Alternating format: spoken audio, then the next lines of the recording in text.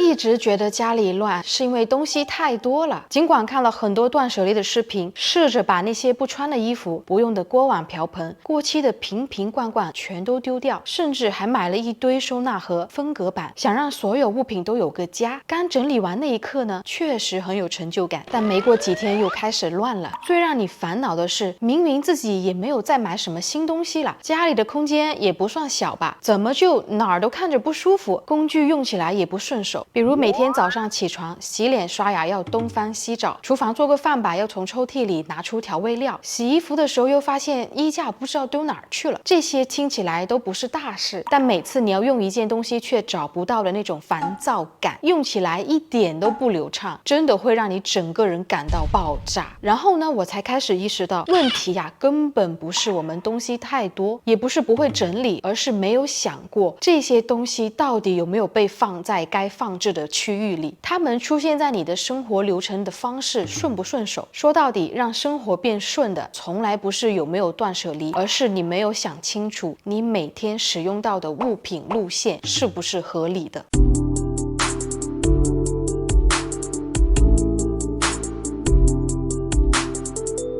很多人讲整理，第一时间想到的就是收纳要整齐，空间要清爽，这本来就没有错。但如果你真的想让生活真正变顺，你要学的不是怎么去收纳，而是怎么去安排物品的动线。虽然动线这两个字呢，听起来是有点抽象，简单来说呢，它就是你在家里走的每一条路径。比如你早上起床到出门，这一路你会走去洗脸、刷牙、换衣服、准备早餐，这整个过程中到底顺不顺畅呢？就完全取决于你那些东西是不是被放在了最顺手的位置上。因此动线的好坏就决定了你每一个动作会不会卡壳。像我以前每天洗完脸要去卧室拿毛巾，化完妆之后还跑去客厅的包里找口红，有时候钥匙、口罩、墨镜东一个西一个的放着，每天出门前的10分钟我都在找东西，找不到的时候心情超级差，更别说你要是上班上学赶着出门，很容易就会忘掉某件重要的物品。可你说这些东西是不是都有被你收纳的好好的？它们都有各自的家，只是这个家被放在了不该出现的位置上，这就是动线思维缺失带来的混乱感。我们在整理收拾的时候都存在一个误区，只是想把物品收起来，却没有想过下一次用它是什么时候，该从哪个柜子里拿出来，才不会打断原本的动作节奏。你可以把家里收拾的再干净也好，但只要一个东西没有顺着你的动线放对位置，那你在用它的时候还是要多花那1秒钟，而这多出来的1秒钟是会重复累加的，每天只要重复个5次、10次、20次，你的时间和情绪就这样一点点被消耗掉了。想象一下，你每天做个简单的事情都要绕路、翻找、走来走去的，时常因为找不到物品感到焦头烂额，这么看来你的生活依然感到很累。所以我们不是真的需要更多的收纳工具，而是需要一套策略，那就是动线加使用频率。虽然很多人都知道要整理东西、合理规划空间，我们一般整理家里的方式呢，很多都是处于静态规划，也就是说只看见东西该放哪儿，却没考虑自己每天生活的动作怎么走，你的习惯是怎么样的，手怎么动，脚怎么转，这才是最根本的原因。你的空间没有完全符合你的行为逻辑，所以开始重新审视家里的每个区域。首先不是先整理，而是先问一下自己，我每天会在这里做什么，是怎么去使用每件物品。比如我站在洗漱台前，我的手第一件事就是打开水龙头，接着就是挤洗面奶，再来就是洗脸，再来就是擦脸，最后就是涂护肤品。还有我站在厨房里，首先是开火、拿锅、倒油、加食材和调料。你每天的生活呢，其实就是一连串的重复动作。我开始动手调整最常用的几个区域，比如厨房，以前呢我就是喜欢把调味品收的整齐统一，收在一个收纳篮里，然后放在橱柜的最底下，因为这样看起来更干净，台面上没有任何东西。只是每次要做饭的时候都要蹲下去拿，一边炒菜一边翻找，切菜的砧板呢也被放在了最远处，整个过程呢就是手忙脚乱的。后来呢我就是把油、盐、酱、醋这4个最常用的通通放出来，砧板呢也挂在了随手可及的墙边，这样我炒菜的时候就可以1秒拿到，做完收回去也很快。再比如我要刷鞋，我就会把它放在阳台区域，这样我就不会在家里的某个区域再去寻找刷子，我直接就放在阳台附近，这样我刷完鞋之后直接放在阳台去晾干。当你意识到所需要的东西就在伸手范围内，不用多思考，也不用反复走动，所以现在整理每个区域先从一个问题开开始，在这个空间里，你最常做的事情是什么？再根据这件事情反推回来我需要的物品顺序和拿取角度。这些微小的改变呢，不只是让空间好看，而是真正提升了每天生活的效率。它不需要你买新的家具，也不需要你断舍离的多极端，而是你要去理解，空间本身是死的，只有你动起来，它才是活的。